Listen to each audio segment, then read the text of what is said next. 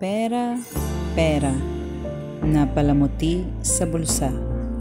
Pag meron kang pera, para ka ng Diyos sa paningin ng iba.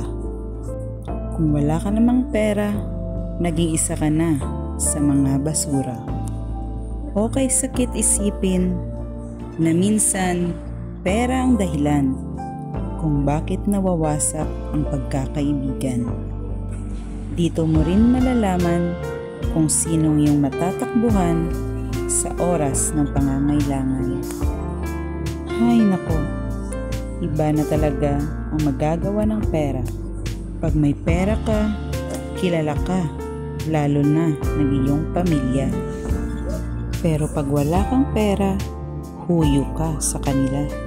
Yan ang katotohanan na dapat nating harapin, na sa mundong ito, kailangan nating maging matatag sa anumang pagsubok na ating sasagupain. Tanging tayo lamang ang nakakaalam. Akala nila tayo'y patawa-tawa lang. Pero ang hindi nila alam, sa likod ng kasiyahan ay may mabigat na pinapasan. Alam kong mahalaga ang pera. Pero bakit? Bakit kailangan pang mawasak ang pagkakaibigan? Bakit kailangan pang mawasak ang pamilyang nagmamahalan? Talaga bang pera na lang ang basihan?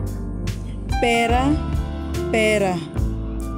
Pera na sanhi ng kaguluhan. Pera na nag-uudyok sa tao na gumawa ng kasalanan. Pero kailangan ba nating isisi na lang lahat sa pera? O di kaya tayo talaga ang may diferensya? Natanong mo na ba sa iyong sarili kapag ikaw ay masagana? Tumutulong ka ba sa iba? Matatakbuhan ka ba nila? O baka naman nilalamon ka na ng iyong karangyaan at hindi mo na sila tinutulungan? Pero alam ko, hindi naman lahat ganyan. Meron din namang iba na kayang bitawan ng pera para sa magandang pagsasama.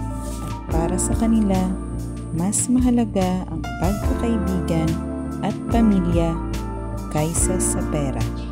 Payong kaibigan, pera, pag marami ka niyan, please lang, tumulong ka naman, lalo na sa mga nangangailangan.